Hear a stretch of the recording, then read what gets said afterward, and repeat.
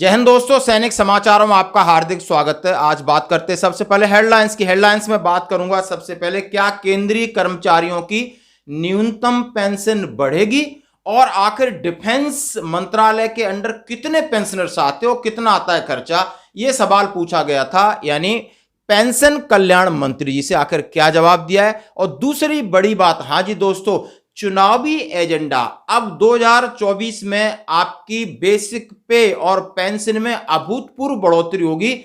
8वां वेतन आयोग, नहीं तो फिर कैसे होगी, क्या है चर्चा, जरा इसके बारे में बात करेंगे। सबसे पहले मैं बात करता हूं, एक ये लेटर है आपके सामने जो कि मैं प्रेस कर रहा हूं और इसमें लिखा है भारत सरकार कार्मिक लोक शिकायत और पेंशन मंत्रालय, पेंशन और पेंशनभोगी कल्याण विभाग।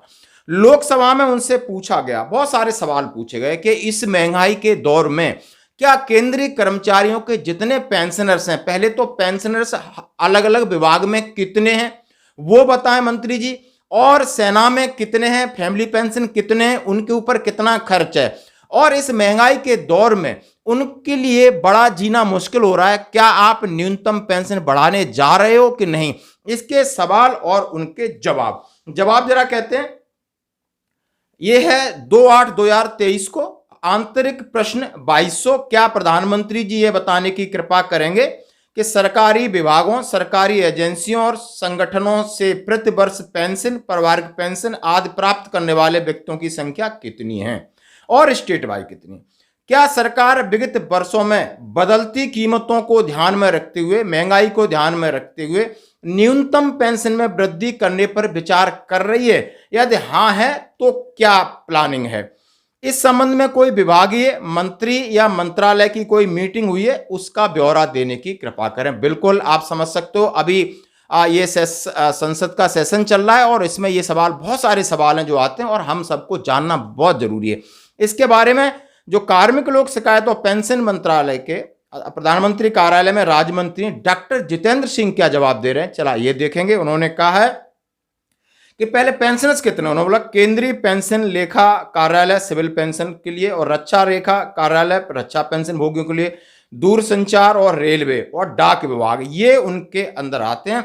और उन्होंने 2022 और 23 के आंकड़े देने की कोशिश किया। उन्होंने बोला सिविल पेंशन भोगी हैं कितने, ये बताते हैं 7,80,509 और उनके फैमिली पेंशनर हैं करीब 3,61,476।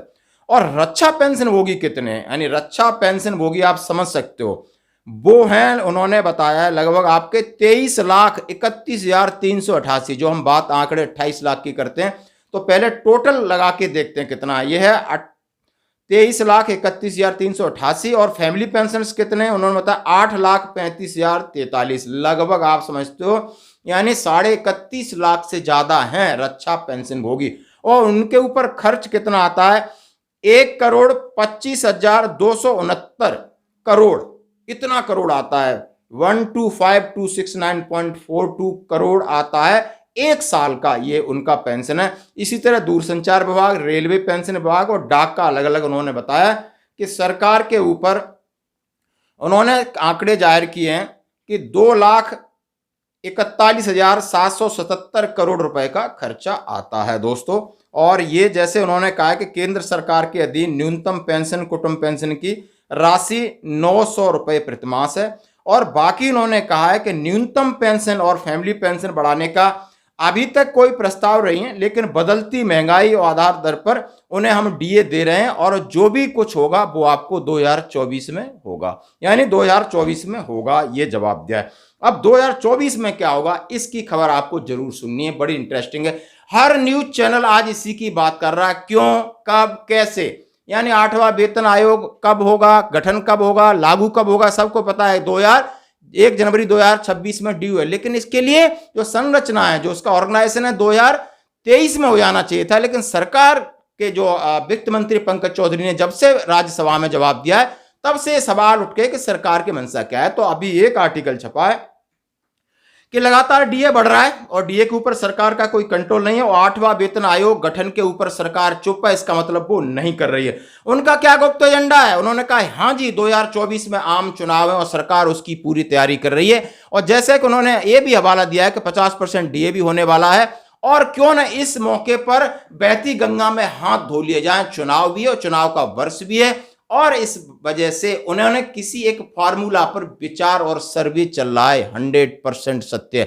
सर्वे चल रहा है किसी फार्मूला के। एक झटके से लग रहा है आपको चुनावी घोषणा से पहले, यानी चुनाव से पहले इसकी घोषणा हो जाएगी, ये बात पक्की। और चुनाव खत्म होंगे, सरकार गठन होगी, तब इसका इंप्लीमेंट होगा, ये भी बात क्लियर। तो आप समझ सकते हो कि आपके लिए एक फॉर्मूला यानी एक फिटमेंट फैक्टर तैयार किया जा रहा है, जो कि उससे आपकी पेमेंट में यानी आपका जो बेसिक पे है और पेंशन में बढ़ोतरी होगी, और ये 50% डीए को भी मद्देनजर रखा जाएगा।